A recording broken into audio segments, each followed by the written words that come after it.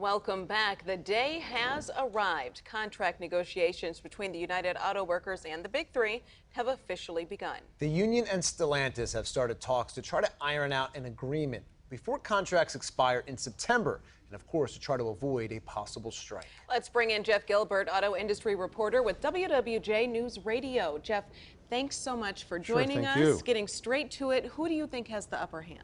You know, it's hard to see who has the upper hand. There are a lot of issues at work here with all three of the Detroit Three. The union says, look, we've helped you out through bad times, we've given concessions, now we want this back. The car makers say, wait a second, we're making big profits now, but our profit margins are lower than people in other industries, and that's what investors use when they buy our stock. And they also say, look, we're going to have to spend billions to transition to electric vehicles. So they're going to have to come to some sort of agreement, but it's not going to be easy to meet that mid-September deadline. It seems like this is contentious before it even starts. It's very contentious. And it seems as if the word strike has been thrown out all over the place, from auto industry experts to even Shawn Fain, the head of the UAW. How likely do you think we are headed toward a strike? I know it's early, and this was the talk before they even began negotiations. Yeah, most of the experts say there's a high likelihood of a strike this year, and it's because of Shawn Fain. Shawn Fain is the first popularly elected UAW president. That came out of the corruption scandal, and he ran on a platform of we're going to win back these concessions. And quite frankly, the car makers are not going to give up concessions easily, because the concessions have helped them be competitive with what they call the transplants, the foreign car makers who are doing business in the U.S. And not only do they want to be competitive with the transplants, they want to be competitive with Tesla, which has even lower labor costs, and other EV startups that are coming down the pike.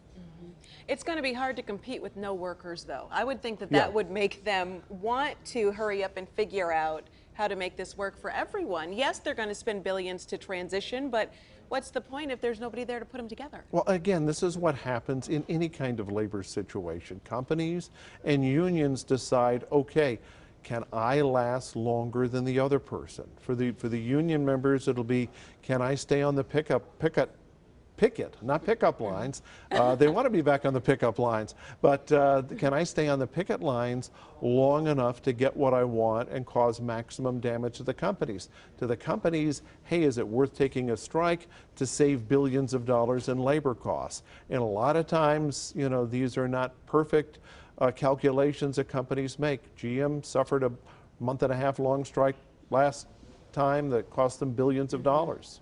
Are the workers not getting compensated enough?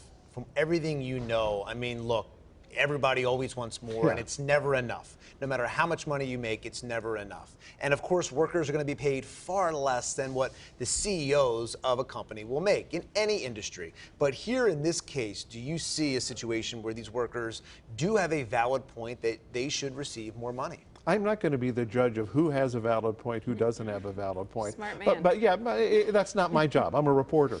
But the facts are that workers at unionized assembly plants do make more than your average manufacturing worker. A source at Ford said on average their salary is in the 90th percentile. It's $32 an hour plus profit sharing and other benefits for a fully, you know, somebody who is up to full pay, starts in the upper teens and works its way up. So that is what the companies say. What the union says is, hey, wait a minute. They point out $20+ million paychecks for CEOs, billions of dollars in profits, saying we can share in this, and we gave up a lot of things like pensions, cost of living increases, things of that nature in the past, and this is our best chance to win them back. So that's kind of where the two sides are. Well, we talked about the companies, we've talked about the workers, but what about us, the consumers? We're going to be impacted by this too. Absolutely. If there's a strike, if it's a couple of weeks, probably won't have an impact. But if it's a longer strike, remember, we're coming off of chip shortages, situations with supply chains, things of that nature. So vehicles will become very tight if the strike goes on a long time. And again, question would be, who do they strike? Do they strike all three? Do they pick a traditional strike target? Probably won't know any of that until closer to the deadline. Well, Jeff Gilbert, auto reporter with WWJ Newsradio, thank you so much for being here tonight. We appreciate the insight. Thanks for having me.